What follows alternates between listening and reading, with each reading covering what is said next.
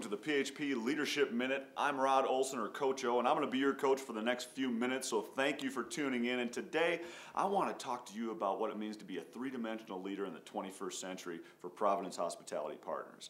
Now, if you're watching this, obviously, through your career, you've been led by other people, and you've seen great leaders and you've seen poor leaders. Well, we found a way to teach leadership so that it's not trial and error. And there's still, a portion of this leadership piece that you know as well as I do that experience plays a huge part. But check this out.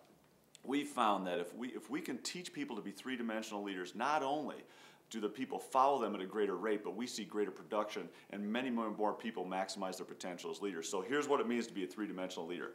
There are three dimensions, and the first dimension deals with what we call the fundamentals of your job. Now, you cannot be a great leader at PHP unless you understand the fundamentals, the X's and O's of your job. There's no way. If you don't, over time you will be exposed, and that it will not be good.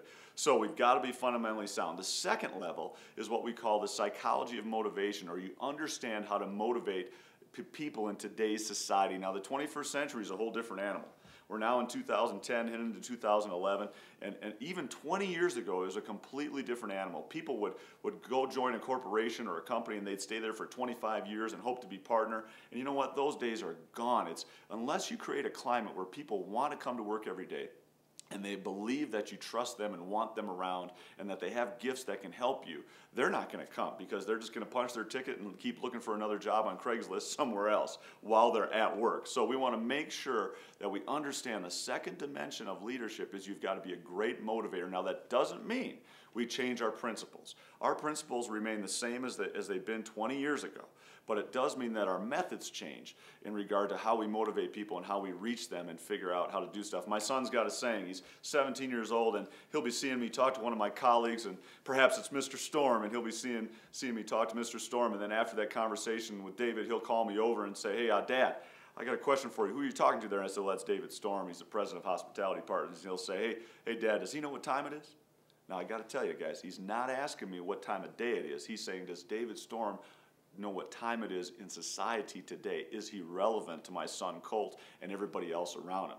So I've got to ask you, if I went to every one of your people and your staff and asked them, "Hey, does so-and-so know what time it is?" would the question be yes? Now, the third level, the third dimension is, do you know how to capture the heart of your people? And that doesn't mean we're touchy-feely. It doesn't mean that we don't discipline or we don't critique. Absolutely, great coaches, great leaders, we've got to critique and discipline people to take them to another level. That's part of the process. But what it means is that if I went to your people and asked them, "Hey, does your leader capture your heart? Do they really know what gets you going and understand what's going on in your life?" If the answer is no, then you're going to find that motivation is going to wane, and you're going to see a high rate of turnover in your organization or at your hotel. And it's very important that you understand these three dimensions. And the most important one of all of them is, do you know how to capture the heart of your people? Now, real quickly, I want to show you some stats. As you look at this chart, the fundamental level, level 1, 85%. That's what the research shows us. 85% of the leaders in our country today are only level 1.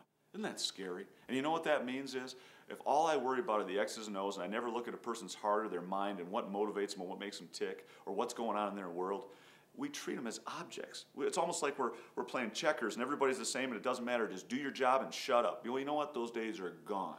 The other thing is, we've got to remember that these people that we're working with are chess pieces. They're not checker pieces. They've all got individual gifts and jobs and talents, and your job as their leader for PHP is to organize those talents, put them all together strategically and tactically to help us all be successful and everybody gets a win.